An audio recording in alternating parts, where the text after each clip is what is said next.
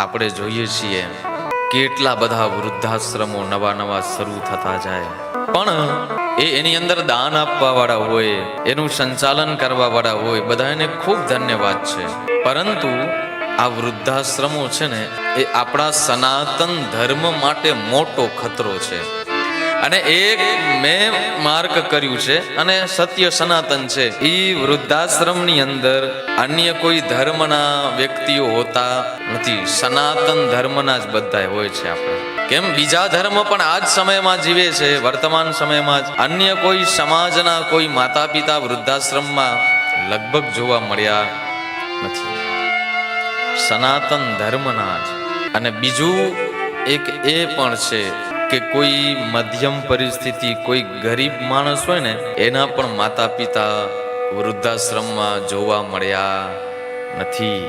પણ જે ભગવાન જેના ઉપર બહુ કૃપા કરે છે, લક્ષ્મીની, એવા ઘર પરિવારના માતા પિતા ત્યાં જોવા મળ્યા છે. સાહેબ, આ સત્ય સનાતન છે અને આ સમાજે સ્વીકારવું જ પડે કે હા, વાસ્તવિકતા છે આ સમાજની. માટે ઘર પરિવારની અંદર આપણે એવી રીતે રહીએ કે ખાલી ઘર નહીં, આપણું મંદિર છે, ઘરનું વાતાવરણ એટલું દિવ્ય હોવું જોઈએ કે કોઈ પગ મૂકે ને, આવનાર વ્યક્તિ તમારા ઘરમાં પગ મૂકવાથી ખબર પડી જાય કે આ ઘરમાં માતા અને પિતાની સ્થિતિ શું હશે.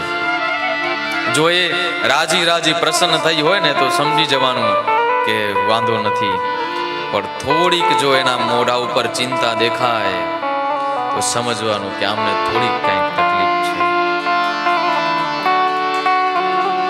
ઘર પરિવારનું વાતાવરણ એકદમ દિવ્ય હોવું જોઈએ, આનંદમય હોવું જોઈએ.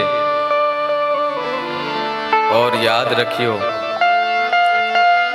આપણે જે પ્રમાણે આપણું વર્તન હશે ને, એ જ પ્રમાણે આપણે આપણી તૈયારી રાખવાની.